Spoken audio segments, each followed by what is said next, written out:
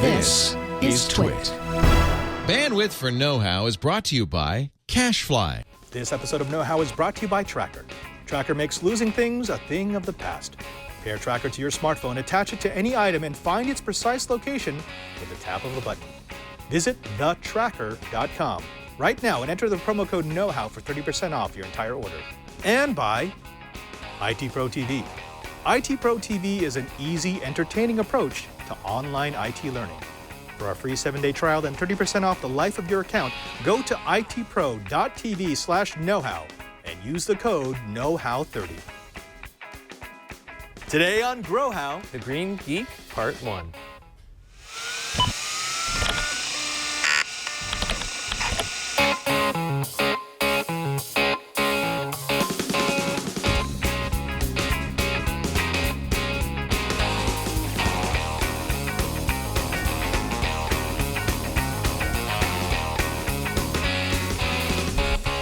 Welcome to Know How. It's the Twitch show where we build, bend, break, and upgrade. I'm Father Robert Ballecer. And I'm Brian Burnett. And for the next couple of minutes, we're going to be showing you some of the projects that we've been geeking out to, so you can take them home and geek out on your own. Just a few minutes. Indeed. Now, Brian, this is something that we've been building up to. We've been anticipating. It's taken us a while to sort of get the knowledge to do Grow How. It's the Green Geek segments of Know How. Absolutely. And the hard part for us is that we're not good at growing things to start with. Yes. And then having to grow things so then you can present it takes time. A lot of time and quite a few mistakes. I've killed a lot of crops over the last couple of months.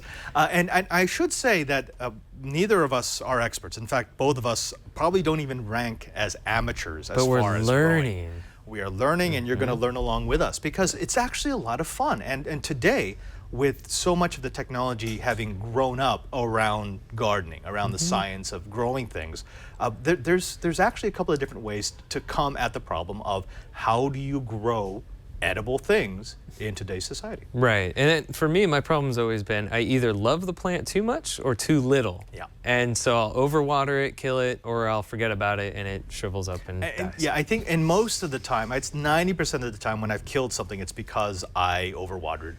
No, actually, the big one for me was over-fertilization. Because it'll grow faster, right? It's like, oh, well, you know what? If that much fertilizer can make it grow this much, I bet if I pour the whole thing in there, it's going to grow really fast. It's like adding a turbo, right? Yeah, totally. Like, you know, the extra premium fuel into your gas tank. It makes everything go better. Well, I think we've probably learned a few lessons since then. We have, and we're going to try to impart those lessons upon you. But we will use this disclaimer at the beginning of every Green Geek / Grow How, and that is that we are not experts. So we are going to show you some of the things that we have found to be true through our experience, and hopefully they'll help you pick up this hobby and turn it into something fun. Now, I've been experimenting, but you've been growing a bonsai tree for quite a long time. Bonsai trees have always fascinated me. I like the, you know, just like corgis, little miniature stubby things. But what happens to me, a bonsai is supposed to be in a very small container. Yes. What I learned is as the roots grow, they will start to suffocate themselves. You get pot bound. Yes, exactly. So I've been learning with the bonsai, and it's actually a little bit more difficult than I had expected. Well, then this might be an extra special segment for you, or series for you, because I think around episode 4 or so, I've got some technology that will make it so that you never have to unroot your bonsai again. I like that idea. I hope it comes soon enough because it's starting to look a little ratty. I was going to take it to like a nursery or something. Well, let's go ahead and start it off. We want to give you some of the basics because this is where we all start. It seems to be really easy to grow something. You just toss it into the dirt and it starts to grow, right? Right. Not so much. Throw some water at it. Yeah, done. A little sun. Yeah, you know, make sure there's mud on top. No. Okay, we're gonna be breaking down over the next couple of weeks everything you need, from the nutrients to the soil, the texture. We're gonna go over different types of technology. Some people like soil-based. Some people like coco coir. Some people like hydroponics. Some people like aeroponic. We're gonna show you all those different types of technology, so you can decide which one is for you. And if you're Matt Damon in The Martian, it's you grow potatoes in your poop. Poo-poo-ponic. Poop-potatoes. Yeah. Potatoes? He made it look easy, though. He really did. Yeah. It's not. I will say, and I will say this once, I tried an experiment like that. I thought that might be a good know-how. Oh, that episode would have been in the toilet. That was bad. That was really, really bad. Boo! Put it this way. Booze. You know how we did the odor eaters? Yeah, we would have There needed was a that. reason why I had to make those in the first place. Oh, it's all coming together, It's all yeah. coming together. All right, so let's kick it off. Let's talk about what we need. So a rudimentary grower. If you were going to walk into a Home Depot, if you were going to jump on Amazon and get off right away, just try to get something into the ground, get it sprouting. Right. There's a few things that you could get. The first thing is I really like, well, grow media. When you're talking about what a plant needs, you need something to grow it in. You need nutrients, and the nutrients are transported by water, but it would be things like the three primary nutrients that it uses, nitrogen, potassium, and phosphorus. It would be things like the micronutrients, things like iron and calcium and magnesium, which is actually very important because that forms the core of a chlorophyll cell. Oh, okay. And then things like carbon dioxide. Those are all nutrients that the plant will need. Beyond that, you're also going to need light, because obviously Clearly, that's how plants yep. grow. Well, you're going to need something to grow. Right. Yeah. Okay. Right, so let's we kick it got off. like this little burpee box. We do. Let's. If you go to the first link there, Kara, if you or you can just go to YouTube if you really want them to see you. Now this is crazy expensive. I would not order from Amazon unless you had absolutely no other option. I really like these starter kits. They work incredibly well. They last, and you can reuse them over and over and over. But I bought this from Home Depot for about $10. So the Amazon price is ridiculously too high. What's nice about this kit, though, is that it basically contains everything you need to get something into peat, into soil, into a grow medium, and start germinating it.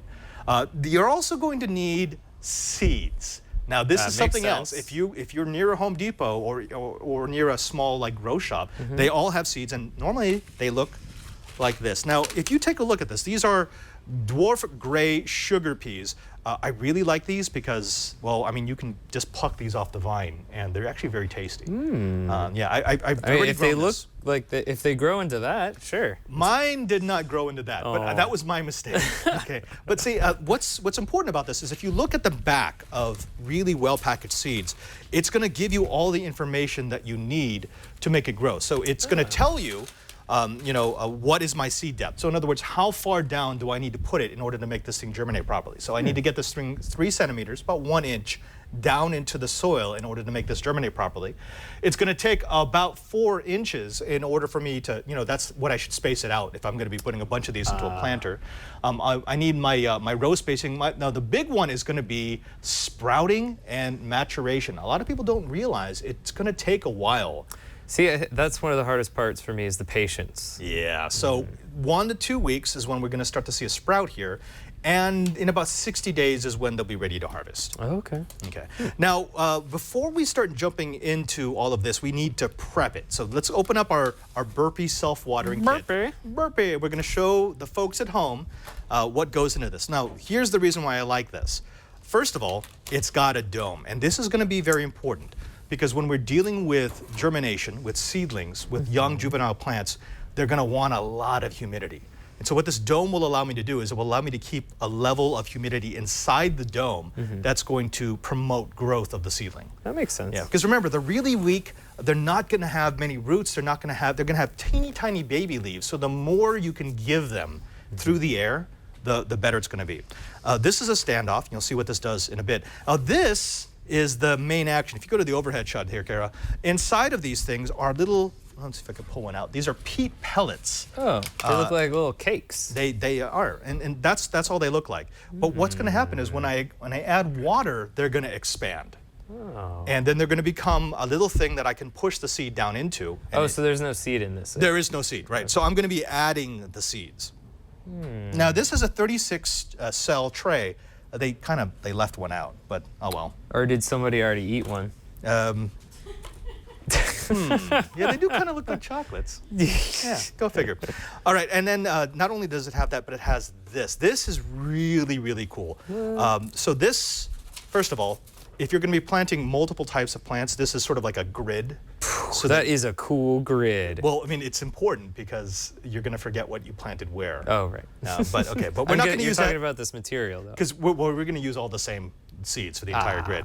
But this is my water reservoir. And then what this will do is this will allow me to, if you, hold on, do this.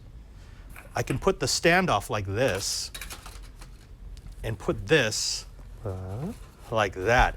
And then what it will do is this will wick up, oh, actually it should be the other way around. This will wick up the water from the tray. Oh, so it's not overwatering, it's just giving the a little base of water. Precisely. So I'm not submerging the roots of the seedlings. It's just going to wick the water up towards the seedlings. Which I think is the biggest culprit for me when I kill a plant is I suffocate it with water. Right. A lot of people don't realize this, but your plant needs oxygen. Yes, it needs carbon dioxide, but if the roots don't get oxygen, they drown. They die. Like airflow, yeah. Yeah, and you'll start to get this brown slime. It looks disgusting. So you need something that will water the plant, will get water into the medium, but not so much that the roots start to suffocate. Okay, All cool. right. So here's what we're going to do. We're going to take this mat and we're going to soak it because we need to prepare it for our little growth experiment. And this is straight water out of our Alhambra drinking system. We're going to talk a little bit more about what you do with your water and where you source it from. But for now, we're going to do it the nice, easy, old-fashioned way, and that is steal it from the business cooler. Right. All right, so let me go ahead and put this back, like so. I'm actually going to put it this way. Something like that. There's a bunch of particles in that. That's just peat. So there's nothing else. Now, here's the fun part. We're going to pour water on top of these, and these are going to expand. Cool. And that's what they're designed to do. They're designed to sort of just grow as you add water. And then you put the seeds in? Well, yes, but not just any water. Here's something that a lot of people don't pay attention to. In fact, I didn't, and this is probably the reason why I had such bad turnout. Plants require a very specific pH. Now, pH goes all the way down from 1 up to 14, 1 being incredibly acidic and 14 being very alkaline. Right. So when you think of something like bleach is actually, it's not an acid, it's an alkali. And if you go either way, you're going to kill. Yeah, you're going to kill. Well, 7 is ideal, but not really. 7 is neutral water. Plants like it a tiny bit more acidic. They typically like something around from 5.5 all the way up to about 6.8 because the nutrients that they need, those are the pH ranges that they'll dissolve into. Oh, okay. Right. So it's like helping it digest. Well, it's just making it available. If, for example, if I pour pH 8.5 water into soil, what it will do is it is so alkali, it will lock together with the nutrients and they become salts. And then those are no longer available to the plant. Not only they're not available to the plant, but the plant will actually choke because it's got nothing available to it. It can't soak up any of the nutrients. Same thing if you go down too far. So if you go either too high or too low, you could lock the nutrients out and basically render that soil useless until you flush it. No wonder I've killed so many plants. Yeah. And when I figured that out, that's when I actually started growing a bit better. Oh, okay. So how do you control that? This is how we're going to control it. We've got a liter of water here. We've got a little pH meter. And actually, if you go to that the third link there, Kara, this is just a Mutter pH meter. It's about $11. Yeah, not super precise, but it's good enough for our purposes. So the way it's going to work is, if you go to the side shot here, Kara, I'm just going to take this, I'm going to put it into here, and actually, there we go. So I'm running a pH of about 8.56. This is straight out of the tap here at TWIT. So it's a little more alkaline. It's a bit more alkali, and actually this is pretty normal for the Bay Area. Bay Area, you're going to find high pHs just because of the type of water that we're pulling out. Not only that, it's chlorinated. Right. And so what's going to happen is that the chlorine is going to start to bubble out, which is fine. I mean, chlorine actually won't hurt plants all that much, but the problem is as that chlorine bubbles out, it actually, the pH goes even higher. Because chlorine's an acid. So chlorine is artificially holding this down at 8.5. Once that bubbles out, it's probably going to get up to like 9. Oh, okay. So how do we counteract that? We're going to counteract that. Normally, I would use something called pH down, which we're going to be talking about when we get to the water segment of Grow How. And it's a chemical. It's just an acid, like citric-based acid that allows you to pull down the pH of the water and stabilize it at a certain pH level. In this case, we don't have that now, so I'm using this. in this super secret bottle. Is that the essence of pure flavor? Yes.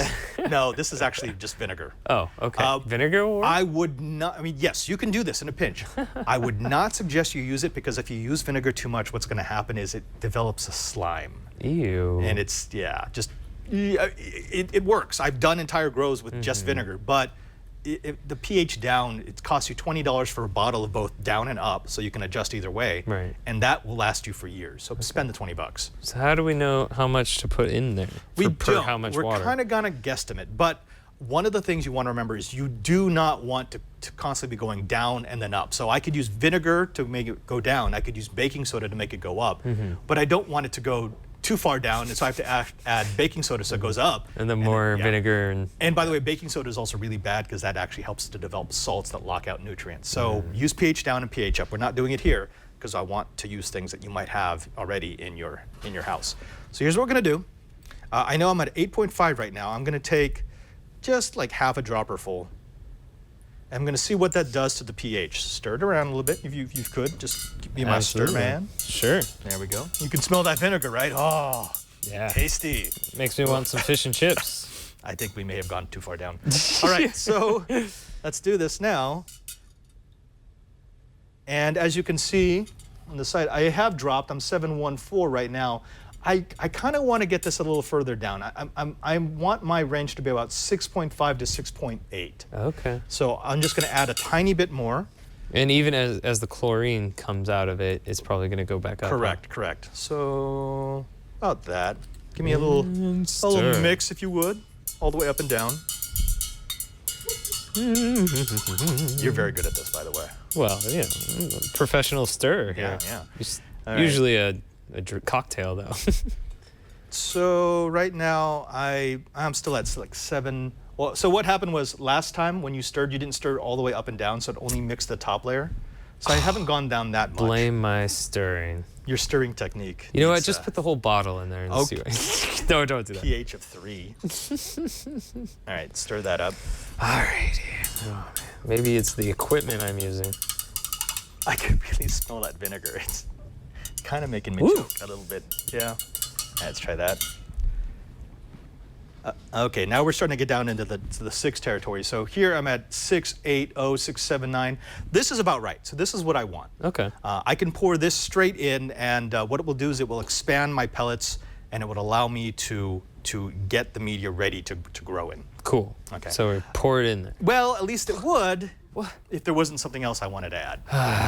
You absolutely. No wonder I don't plant stuff. You don't have to do this.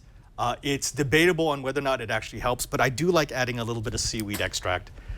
This is just made from pulped up seaweed, kelp. Yeah. But it does create have some of the micronutrients that you're going to need in order to be able to grow.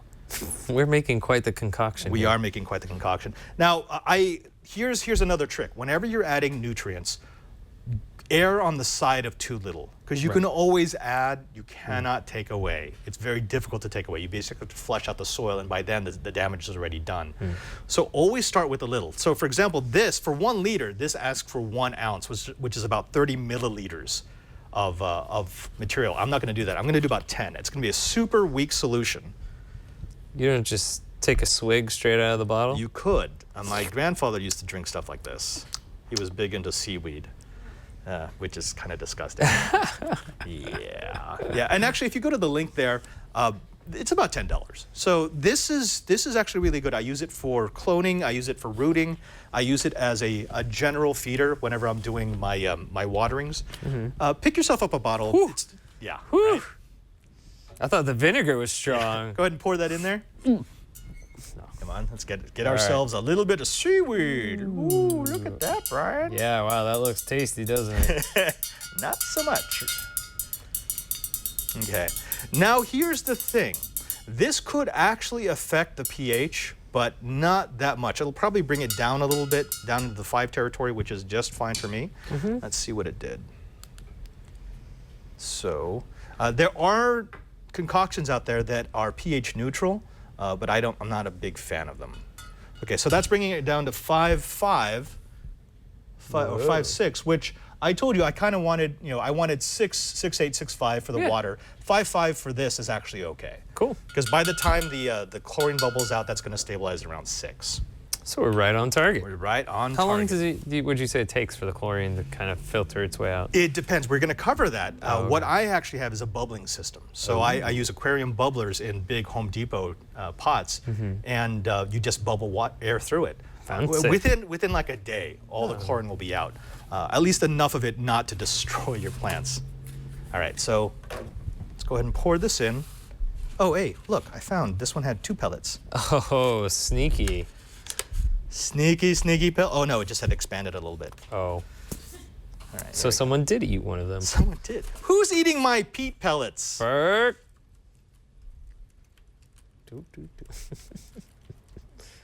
And actually, it is kind of fun to watch these. I should time lapse it because As they get a expand. whole lot bigger. They just suck up all the water. Nom nom nom nom nom nom nom. Nom, nom, nom. Okay, so we're going to let this go while we do the rest of the segment. And then these should be ready to plant in just a couple of minutes. All right.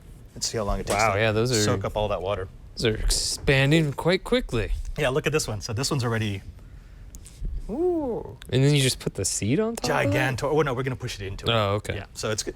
You could get some others from Jiffy. I actually like them really well because they have a hole already. Oh, okay. They're prepackaged pea drop packets. I them mean, in. look how big. Look, these have already gotten Starting so getting big. to the top of the We just container. poured them up. Oh, look at that. Hey, we'll let that marinate. While that's going, I want to have a little discussion with you about what's actually going to be happening here. Okay. Because I think it helps the people at home to figure out what they're doing if we actually tell them what processes are going to be going on inside the seeds That makes we've sense. chosen. Yeah. So when we talk about this, and we've already brought out our seaweed extract, one of the first things that we need to know is we need to know, what is the seed going to be doing with all this? How does it work? How does it know when to grow? Because we all know seeds that look like this, right? This is a typical seed, super dry. Yeah, just looks like a little pellet. Right, and this is how seeds look. Seeds are really, really dry. So, wow. Sorry. It's just a little nugget. So we need to take that seed through the different phases inside of the growth cycle in order to get something that we want. We want it to flower into these wonderful little pea pods that we're going to eat. Any seed is going to go through 3 basic stages. You've got germination, seedling, so that's Right. what we're going to be doing right now. You've got the vegetative state, and vegetative state is really when it sort of like builds up its mass. Right. It creates a really expansive root system. It's going to grow outwards. The shoots are going to bulk up. And then you've got the budding / flowering. And that's the end stage. That's when you get your fruit. That's when you get your flowers. That's part of the reproductive cycle because the plant wants to reproduce, and the way it reproduces is with flowers. Is by being delicious. Precisely, precisely. Now, when we're talking about germination, you have to understand what's going on in here. We've got the seed shell, the seed husk. Right. It's super, super dry, but it already contains everything this thing needs to be able to grow. That includes a store of proteins, carbohydrates, and oils, as well as the little seed embryo. But the way that it knows it's time to grow is when enough water has penetrated that cell, soaked through the shell, Right. that those proteins, that store of oils and carbohydrates actually starts to break down. So when it gets wet and those start to break down, then the embryo now has food to grow. So like springtime. Springtime. When it's precisely, raining a lot. Precisely. And If that's you're not in why California. we did this. So we pre-soaked it. You don't have to do this. I know some people just put their seeds directly into the peat pellets.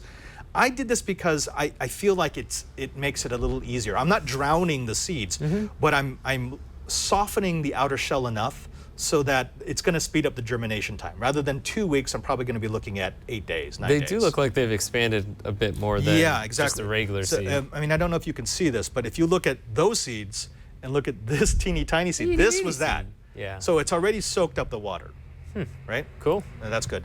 So now the other things that it's going to be looking for, it's going to be looking for a favorable temperature. And a favorable temperature is going to be between 60 and 75 degrees Fahrenheit. And like you said, when it hits spring, the ground starts to warm up, it starts to get a bit more water, and now the Right. seed goes, I've got the right conditions, I'm going to go ahead and germinate. Nice. Yeah, and that's what we want. We want this thing to start pushing up through the soil, but we also need to follow the directions on the back of the packet, which say push it 1 inch down.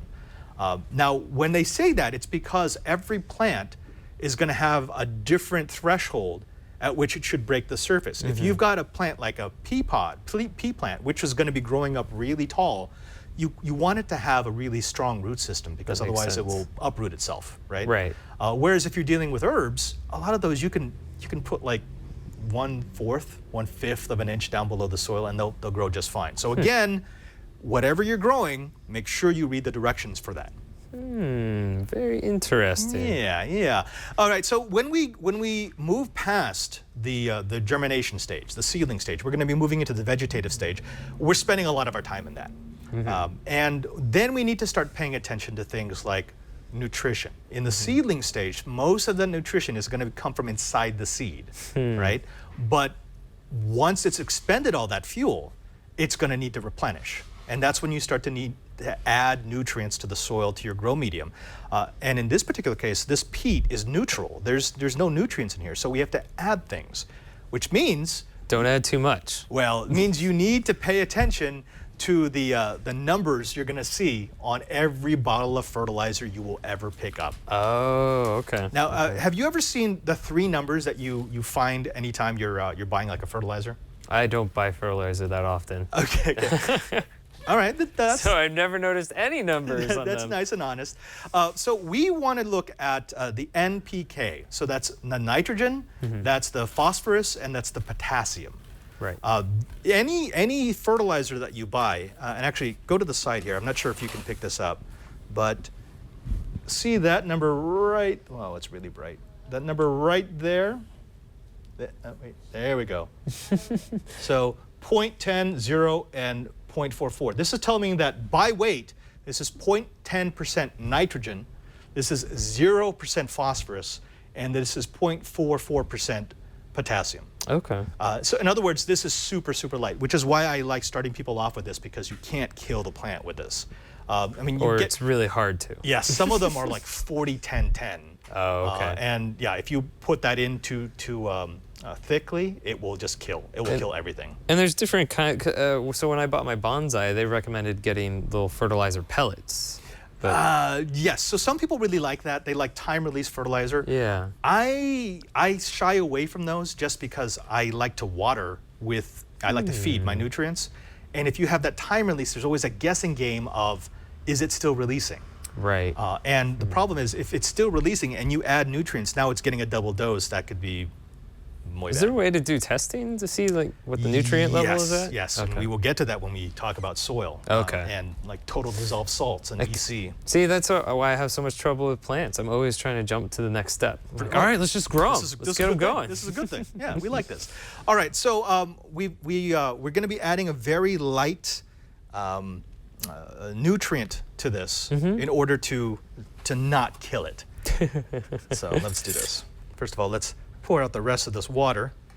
There's a few of these little pellets. This was super pH balanced.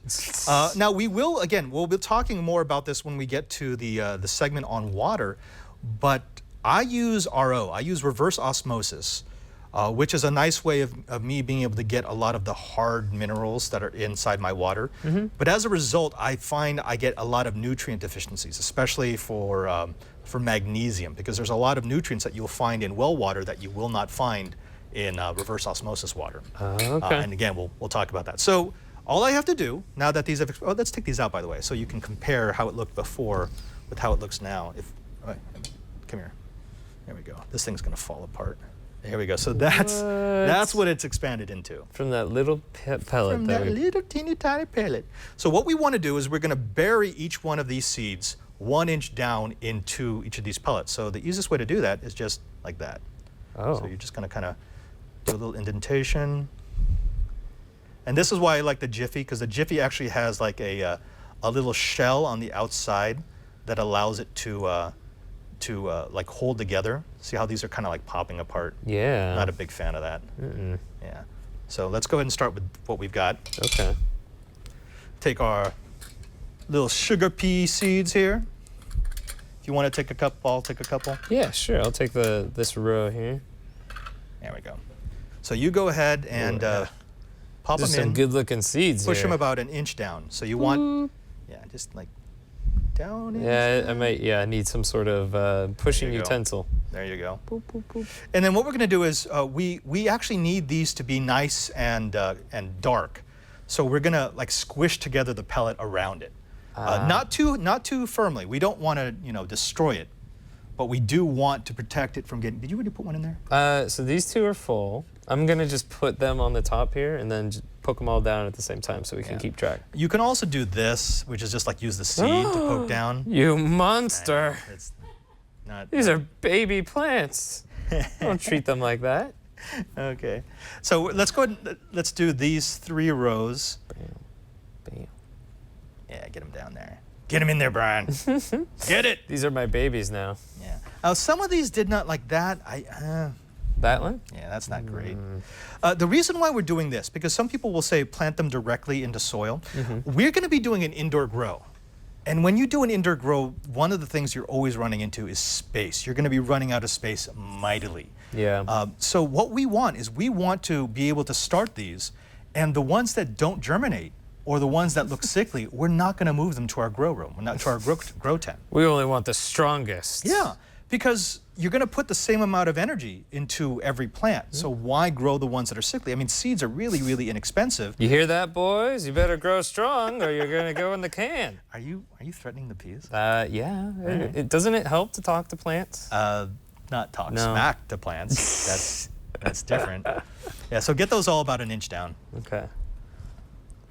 You've got poker duty. All right. All right. If there's one thing I was born to do. Now, on my first batch of these sugar peas, I actually just put them in like a windowsill planter, and that did not turn out well. Which is why I do it this way. Because you can't control the light? Or, yeah. Or the heat? But see, one of the other things about this is this type of crop. You can relatively assume that you're going to get like a 60% germination rate. Some of the smaller ones, like some of the ferns and the herbs that I've been growing, it's more like a 20% germination rate. So people just sprinkle those seeds onto the soil. If you did that with this, you would have so many peas in such a small area, the root systems would just strangle each other. Because what did it say on the back of the here? That they need to be at least 4 inches apart? Yeah. And then 18 inches if you're doing rows? Right. So what we're going to do is we're going to let these sprout, and then we're going to pick, say, the 10 that are the best. They look the strongest. We're going to take those and we're going to transplant them into our grow media. The Marines of these seeds. Yeah. The best of the best. And then so what you can do is just sort of, push these down. We want to close them up because we don't want light just yet. We want these to have to push through the darkness to get to the light. It's very poetic, don't you think? Yeah, we want them to be nice and cozy in there, right? Yeah, cozy. And if you don't grow up big and strong, we'll just throw you in the trash. We love you so much unless you don't grow, and then we'll just destroy you. It reminds me of my parents. Wow. A whole lot of things just started making sense. Phrasing. Phrasing. Yeah, there we go. See, now you're farmer padre. We're farmer We gotta get padre. you like a hat and stuff. Yeah, totally right. Okay, so if you could lift this up for me. Sure. Wait, just the... This part. So the seedling tray. Oh, okay. Lift that up. Got it. Okay, and we're gonna put this down below. Feel like a real man with soil in my hands. Soil! You're growing the salt of the earth. Woohoo! Okay, put that down. All right. Okay, so now we're going to be able to add water to this basin, and it will just bring it up. So it should auto water all the way through the germination stage. Cool. And then we put this on top. To keep it humid. Right, that's our humidity dome. So once these pop up, again, the root systems are going to be incredibly weak, but what this dome will do is it will keep that moist air inside. So even if they can't absorb water and nutrients through the roots, at least they can do it through the leaves. One more thing. Remember how I told you that these seeds are going to want something between 60 and 75 degrees? Yes. Well, I live in San Francisco, and we don't get that. It fluctuates quite a bit. We get like 50 to 80 degrees. Yeah. So I need something to keep it warm, because if this cools down too much, if it goes down below 60, basically all of the cellular growth stops. Okay, so you got a mat here for I that? got a little heating mat. I got could this use on that in my Amazon. bed. Put it on my feet. No. This will get up to about 90 degrees, but the end result will be that inside of this dome, I'm going to get up to about probably about 70, 72 degrees. Okay. And the other advantage of doing it this way is that heat will actually evaporate more of the moisture from the water, which will keep the nice humidity inside this dome. Yeah, balance it out through the soil. Precisely. Cool. So this is our starter grow. And we're done.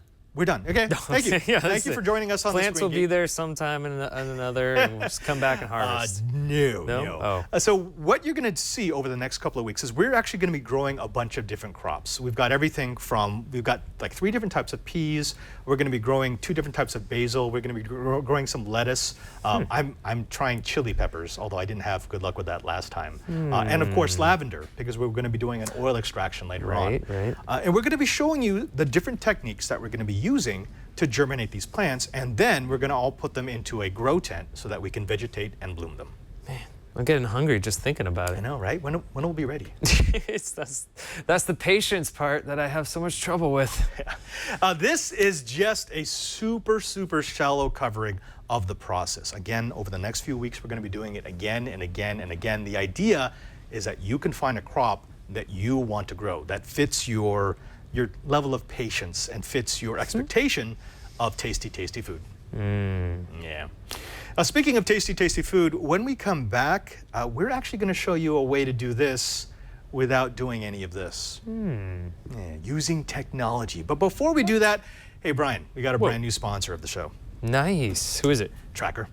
Yeah. Have you heard of Tracker? I have heard of Tracker, yeah. Here, you know what? Why don't you hold on to this one? I'm going to hold on to this one. Tracker is possibly one of the best ways to keep you from losing your things. Now, everyone knows this, right? We should probably put these on the plants just in case. We probably might should. lose those plants. Yeah, I could find out who took my last peat pellet. Exactly. Yeah. But have you ever had that experience where you've got like a bag next to you at a coffee shop, and you start walking away, and then you have that realization, oh, wait, no, I can't leave my bag there. Right, or I left my keys somewhere. Somewhere in the studio, but not quite sure where. Wouldn't it be nice if you had a way to, say, attach a device to your bag or to your keys or to anything that you're afraid of losing, and not only know where it is at all times, but also be automatically warned if you're about to walk away from that laptop bag or that pair of whatever it might be that you really value? Is that what this does? That's exactly what you get with the Tracker. A Tracker is one of the latest and greatest pieces of technology that allow you to keep your eyes on your stuff at all times.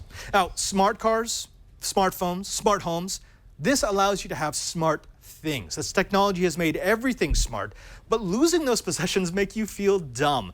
You don't have to with the Tracker. It's a coin-sized device that locates misplaced keys, wallets, bags, computers, even pets in just seconds. You just pair the Tracker to your smartphone, you attach it to any item, and find its precise location with a tap of a button. It's that easy.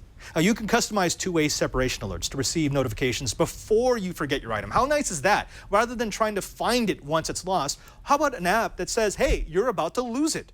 Now, with over 1.5 million devices, Tracker has the largest crowd GPS network in the world, so your lost item shows up on a map, even if it's miles away. This is the technology that I really love, and I thank you, Tracker, for developing this. It uses Bluetooth LED to connect to your phone, but let's say your device has gone away. Someone has either taken it or you left it on a beach, and you've walked away, you've driven away. Well, because it's a mesh, Trackers will talk to one another. You can find your Tracker's location even if it's no longer paired to your phone. As soon as it comes within 100 feet of another Tracker, you will receive a GPS update of your item's location. That's just cool. And your phone can track up to 10 devices at once. Tracker is enabled by Bluetooth LE, so the battery lasts up to 1 year, and water-resistant cases are available for purchase, which makes it perfect for pet collars or any devices that might be getting out into the moisture, out into the muck. They recently introduced Tracker Atlas, which works with your Tracker Bravo or third-party Bluetooth tracker to pinpoint your items on a customizable floor plan of your house. So if you've ever wondered, well, did I leave the keys upstairs? Is it downstairs in the bathroom? You know, rather than just getting a blob of your house, this can actually say, go to this room and find your device. Where the heck is Tibbs? I know he's hiding around here somewhere. Actually, that would be kind of fun to track Tibbs. Yeah, because he doesn't always come when he's called. Kitchen, couch, kitchen, couch. I like that. Sleep. Never lose a thing again with a tracker. It's not just a cool gadget. It's another way of thinking of shepherding your technology lust. Now, here's what we want you to do. We want you to try the tracker. The hardest thing you'll ever have to find is their website. Just go to thetracker.com. That's TheTracker.com. And never lose your possessions again. Plus, just for our audience, if you enter the promo code KNOWHOW, you'll get 30% off your entire order. Again, that's the tracker, TheTracker.com, promo code KNOWHOW for 30% off your entire tracker order. And we thank Tracker for their support of Know-How. All right, Brian, we've been showing soiled medium, peat medium. Right. But there are going to be people out there who say, isn't soil passé? Shouldn't we just be doing everything without soil now? That is so 1990s. It is so soil. 1990s. You know what's new? What? Hydroponics. No soil? No soil. Luckily, why get your hands dirty, right? Yeah, exactly. But at Maker Faire this year, both of us wandered by a stall with a maker, a DIYer, a tinkerer who has come up with a hydroponic system for the rest of us. If you had to grow your own food, how long could you last? Well, here at Maker Faire, they're trying to show you exactly how to do that. I'm standing with Bruce, who's going to explain why hydroponics might be the future for green makers. Bruce, what is this rack system I see behind me? What it is a homemade hydroponic system. So the hydroponics, all your vegetables are grown in water, no soil required. What that amounts to is it lets you use a lot less water. So you use about 90% less water than a traditional growing in the system, in the ground system. It also allows you to have a very high density. This system here has 75 plants, and every week you could yield almost 2 heads of lettuce per day in your backyard in a 25 square foot area. So it's pretty amazing. What I've liked about hydroponic systems in the past is compared to soil systems, yes, it uses less water. You can also control the nutrient level exactly versus soil where you're always kind of guessing how much has been used, how much has leaked out. Is there a salt lock for the nutrients? Yeah.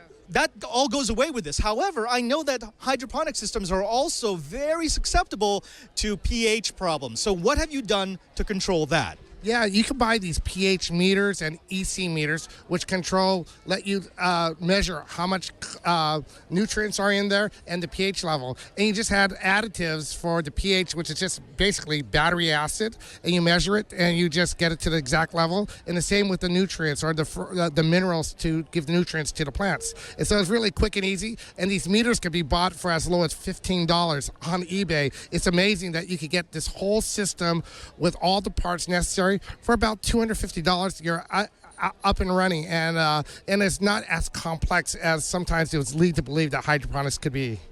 And what I like about your system is that I could take this inside, I could put it in a grow tent with an LED grow light, and I'd have a completely self-sufficient vegetable garden inside my home. You can have it inside your home. You can have it outside. It grows. The plants are really quite resilient to different environments. So anywhere you want to. It doesn't require, the other nice part about hydroponics is you could grow it on your driveway. You could grow it on your rooftop if you want it to be. Wherever you have just a little bit of sunlight and access to water, there you are. You're growing your own home fresh vegetables. All right, let's talk a little bit about the actual tech that goes into this. Yeah. You've got an intake on this side, you've got an output on this side, and it's a continuous system. So it's always cycling the water, always cycling the nutrients.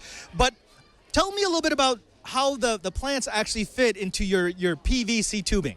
Yeah, so you're right. There is a circulation system. It uses a fish tank pump. It uses about 15 cents of electricity a day, so it's not a big deal in power consumption. What we do is we pump the water up through the system and goes across in the tank.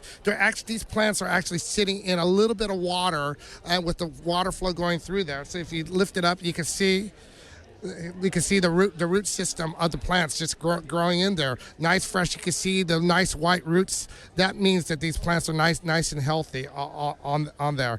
And again, it's just standard PVC that you can get at Home Depot. Just drill a hole in there, and then you're off and running. Bruce, one of the things about makers is that we're never done. So in your mind, what's the next step? This is a self-contained system, but what is your system version 2 going to look like? Wow, this is my second version. What am I going to do on my new version? Maybe I'll do something like solar. So you can add solar so you could be independent of having electrical outlet on there. So that'll be my next thing. Thanks for challenging me, Robert, on something new to do. Yeah, my wife will appreciate that.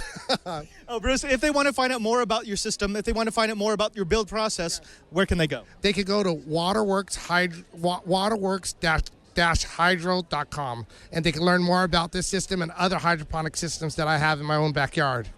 That's waterworks-hydro.com. Bruce, thank you very much for speaking with us. And folks, making, it's not just fun, it's a survival skill. You know, I do like hydro because it can get you much higher yields, but some of the people in the chat room are very right in pointing out that it's super high maintenance. Oh, is it? Yeah, unless you want to buy like a multi-$1,000 setup. Yeah, definitely. Yeah. See, here's one of the issues. Going soilless, going hydro, means that you can directly nourish the roots. It means you can precisely control what nutrients are going in and out. Right. It means that you can make sure that your plants get every last bit of energy that they can possibly use to grow. But it's also much less forgiving than soil. This is the nice thing about soil. If my pH is wrong when I'm watering a soiled plant, the pH level inside the soil will actually kind of buffer. It will buffer that. So if one time I pour pH 8, there's enough volume of stuff in the soil that it will probably drag it back down to 6. But if you make that mistake on that kind of system, hydro, it just kills. Everything's dead. Everything's dead. Right. Same thing with the nutrients. If I add too many nutrients in soil, I may burn my leaves, but will probably survive once I flush the soil. In hydro, if I add too much nutrients, it will just kill everything. So it's like how well do you trust your system? Precisely. So that's why we're starting with soil. Some people were asking why we don't go directly to hydro, because that would require a build, like we just saw from Maker Faire. Right. And it's because, you know what, you kind of wanna build up your skills. And when I mean skills, I don't mean how to follow directions of germinating and growing, because that's relatively easy. I mean the ability to look at a plant and immediately diagnose that's too much nutrient, that's not enough nutrient, it's missing CalMag, it needs more calcium and magnesium, it's low on iron, it's low on sulfur, because what you don't want to do, especially in a hydroponic system, is be guessing and adding something that turns out to be the exact wrong thing to add. Yeah, they'll set you back. Yeah, it will just kill it. Kill everything. In that sense, it's much easier. It will grow faster and then die faster, and then you can start over. Yeah, exactly. How about like that? a Band-Aid. But we will be doing a hydroponic system. Not only that, I've gotten into aeroponics, and the idea is rather than shooting water at the roots, you shoot a fine mist that contains the nutrients that the plant needs. That's cool. It's kind of cool. Yeah, I like that idea. We'll see. Now, when we come back, if you do want to grow, and if you want to have something that's nice, flashy, and fancy on your desk that's going to help you to go green, then we're actually going to plug in the AeroGarden and show you how you set it up. But before that, let's go ahead and take another break, because we need to thank another sponsor of this episode of Know How. Brian, you know, I get asked a lot, because I do This Week in Enterprise Tech, how do I get into IT? It seems a little daunting. There's a lot to know. The knowledge is always changing. And there's people who are like, wait a minute, do I go to college for this? Do I get my certificates? Do I pay thousands of dollars to get my various Cisco certifications? And the answer is, you could do that way. But a much better way is to use the resources that professionals use to keep their skills current. And that's IT Pro TV. Now, IT Pro TV is the best way, not just to learn new skills in IT, but to update those skills that you may already have as a professional. Now, IT Pro TV partnered with TWiT. They actually patterned all of their content after TWiT TV, which is why if you watch their programming, it will look very similar. It'll feel very, very familiar.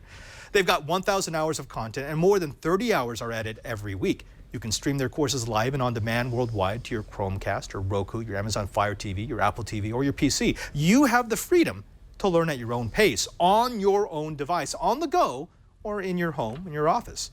IT Pro TV is now the first IT video provider with courses for sale through Amazon Video Direct, with 60 video courses available now and more being added in the coming weeks. Now, while subscriptions are still the best value, if you just want to try them out, if there's a specific topic that you're looking for, go ahead and look for them on Amazon. Transcripts let you follow from start to finish or jump to any part of a video. They have 100 plus step-by-step virtual machines and transcender practice exams, which are a $109 value. Their courses include topics like Linux Plus, SSH, Wireshark, Python programming, accelerated CCENT, CCNA security, which is Cisco, VCP 6, which is VMware, CEH version 9, and more. They recently completed CISA. It's a globally recognized certification in the field of audit, control, and security of information systems with Cybex author Brian O'Hara. You can take advantage of their low monthly subscription prices and no hassle cancellation policy. And if you're currently signed up for an enterprise account with an IT Pro TV competitor, and if they're subjecting you to a rate change, IT Pro TV will match your previous year's pricing on that account so that you and your team can learn at a more affordable rate. It's used by clients like Harvard, MIT, UCSD, Stanford, myself, and more. If we trust IT Pro TV, shouldn't you too? So here's what we want you to do. We want you to check out itpro.tv/knowhow and upgrade your brain with the most popular IT certifications available. Premium subscriptions are normally $57 a month or $570 per year, but we have a special offer. Try it free for 7 days when you sign up using our code KNOWHOW30 to check out their courses, live stream, and more. You'll also receive 30% off the lifetime of your account. That's less than $40 per month or $399 for the entire year. Just visit itpro.tv/knowhow. That's itpro.tv/knowhow. Use the code KNOWHOW30 and try it free for 7 days, plus save 30% off the life of your account. IT Pro TV, get your IT career in high gear, and we thank IT Pro for their support of Know-How. All right, this is something that I've been wanting to play with for a while. Yes, me too. This is the AeroGrow Garden. This is sort of the lowest level device. It's $100 on Amazon right now. In fact, if you go to that link there, oh wow, it's even gone down. It's $89. Oh. Ooh, so get yourself some of this. Now, the basics, 20-watt LED, with 100 full spectrum LED grow lights. It's an adjustable arm that can give you 12 inches of growing height. It's automatic lighting, irrigation, and a nutrient delivery system. It's hydroponic, and this can grow crops up to 5 times faster.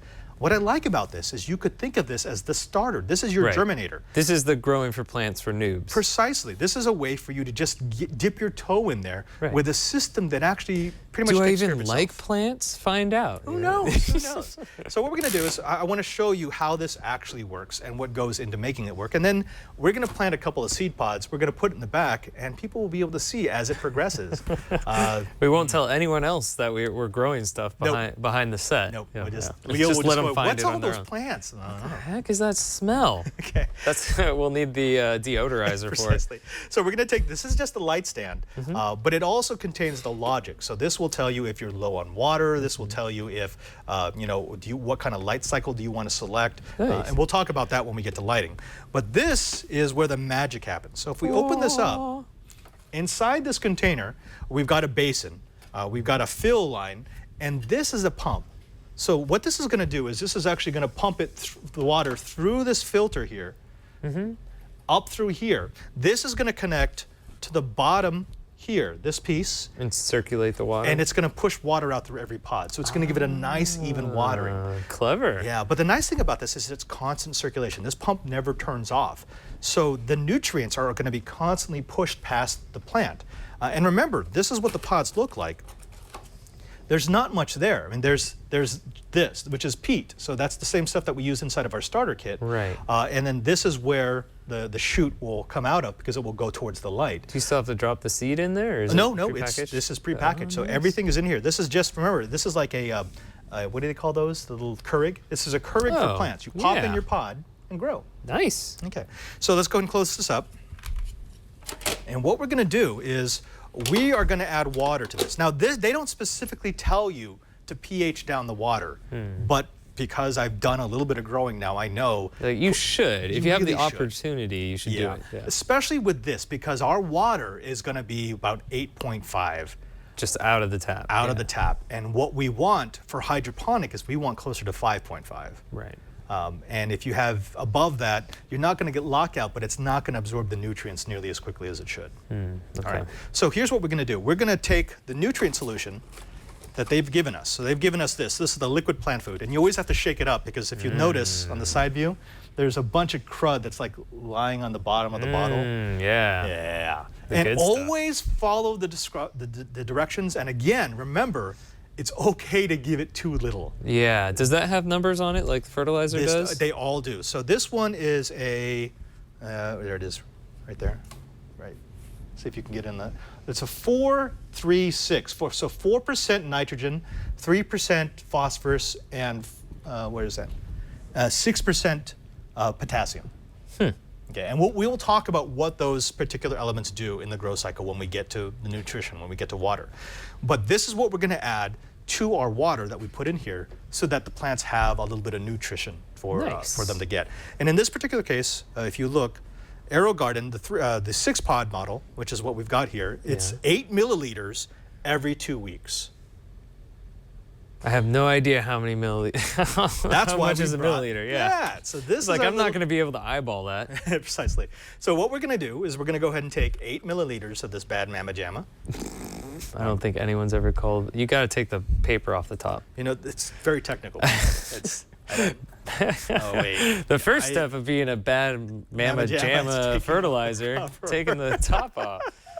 I do the same thing with my camera. All right. So and you know what? Again, I'm going to err on the side of caution. So I'm not going to use 8 milliliters. I'm going to use 5 or so milliliters. First time Padres never lived life on the edge. I know, right?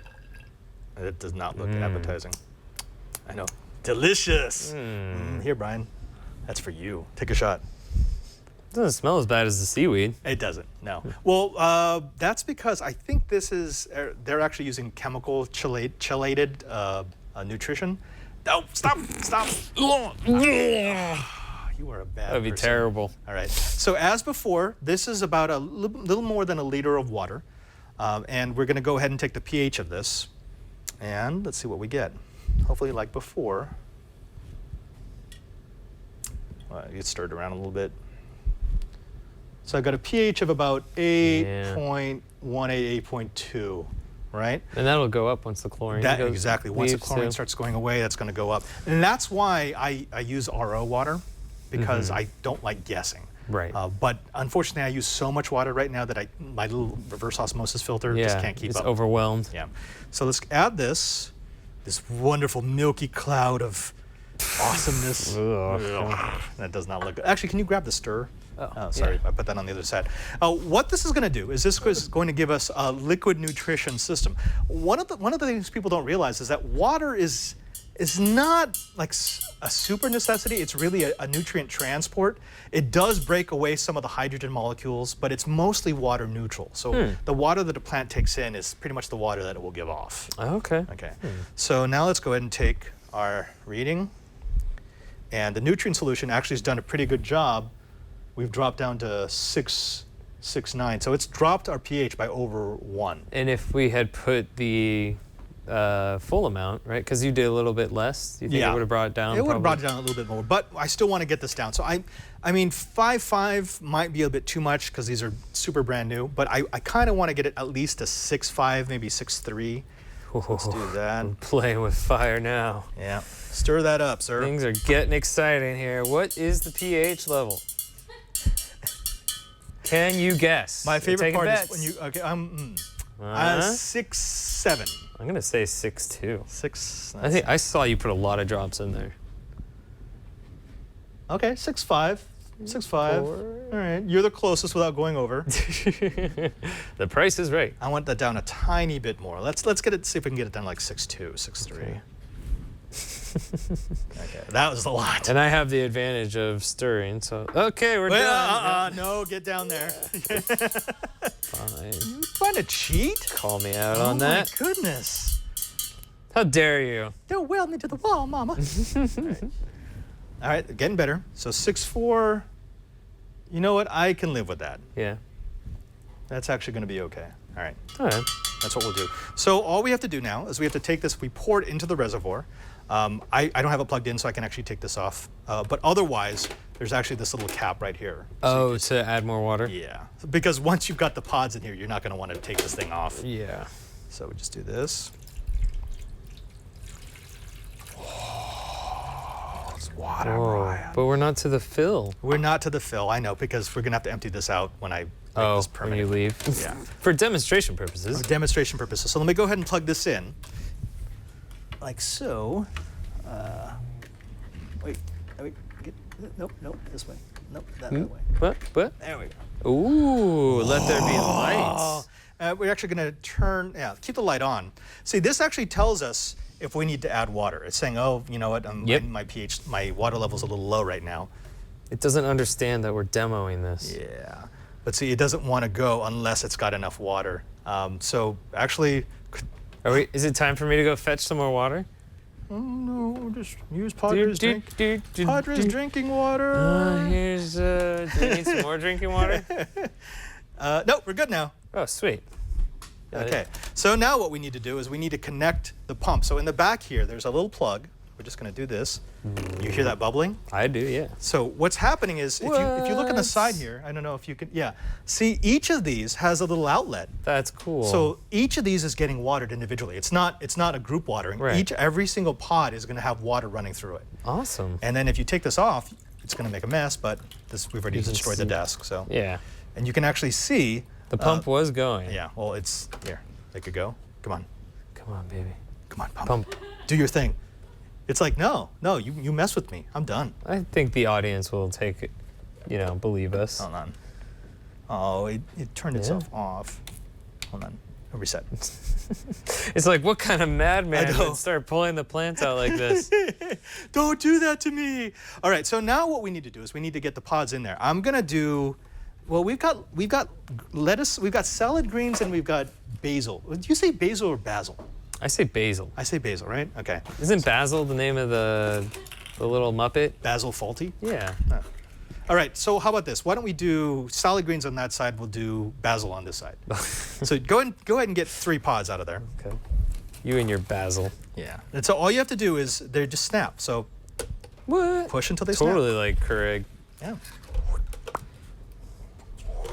I've got lemon basil, I've got Genovese basil, and I've got Napolitano basil. Oh, well, I've got pear salad, I've got rouge d'Ififia, and yeah, that's totally what it says.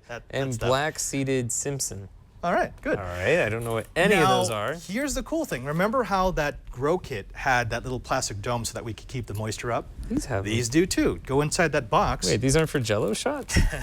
I guess you could do that, but Oh. the plants will really appreciate having them. There we go. So yeah, just snap it over the top. So what this will do is this will keep the humidity level high enough so that as these germinate, they'll be able to suck moisture straight out of the air. So we don't even have to pour water on top of them or anything? No. Nice. Now, one thing I would suggest is keep the light off, because the light is actually counterproductive during the germination until they sprout. When they start to sprout, you can go ahead and turn them up. And also, a lot of people will like do this. Really get that light on them. Yeah, it doesn't have to be that close. It's like an interrogation light. Right. Yeah, I like to give it a little bit of space. What you're aiming for is you want to set the light for a space that the plants will grow into. Ah, I see. Because the way that plants will work is they will start to grow to stretch to the light. But if you have the light so close, they tend to stay They'll turn kind of into little small hobbit and plants. miniaturized. Yeah. Right. So we're going to keep this thing in the background, and you're going to be able to watch the progress. You're going to see our little garden grow. And then in a couple of weeks, I've actually got a review of that full unit that I have set up in my lab right now. Cool. That thing is really cool. Nice. Yeah. So that is the Aero Garden that we're going to be having on Know How. This is the plug-and-play grower's option. Yes. In a month and a half or so, we'll be eating basil and black-seeded Simpson. I can't wait. With our peas, right? Yes, peas, world peas. On that note, folks, I think that does it for this episode of Know How. Now, don't forget that we're going to include everything, and this is especially important as we get deeper and deeper into Grow How. All the steps that we do, all the devices that we buy, all the little utensils that we use in our builds will be there. And Brian, where can they find that? twit.tv/KH.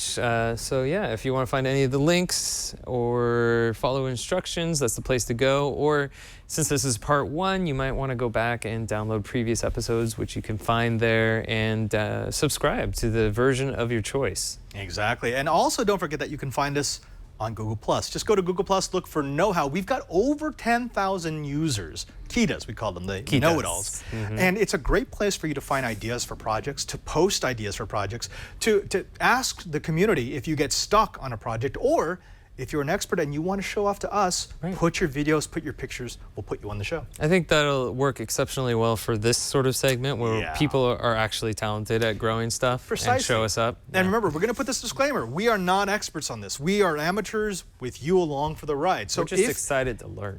Precisely. If you're an expert grower, please tell us where we're going wrong. Tell us what we can do to improve our crops. That's right. If you want to tell us where we're going wrong otherwise, you can follow us on Twitter.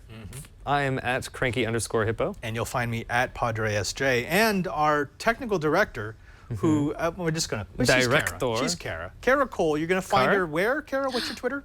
Oh, at Kara080. She lives in follow the me. darkness. She must be in the germination phase. Like, there's not a lot of light going on there. I'm waiting for her to sprout. Right. She's going to start growing. Now, this is going to get exciting because... Oh, no. That was kind of no. Go back. Go back. Right, light. Nothing. Light, light, Kara. There we go. That's Kara Cole, ladies and gentlemen. You have to water her all the time, though. Yeah, I know. No, alcohol. Now, just a teaser, because we're just getting into Grow How.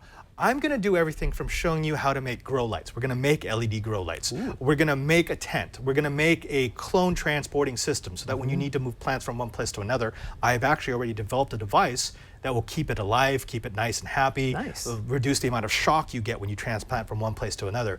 We're also going to do things like I'm making an automatic watering system so that if you're in the middle of a grow and you need to go away for a couple of days, an Arduino is going to be your best friend. We're going to have a lot of material, both on the Monday and the Thursday episodes of Know How. So stay tuned over the next 3 months. We're going to be sprinkling the Green Geek, the Grow How episodes into your schedule. That's right. Stay green, stay hungry. Indeed.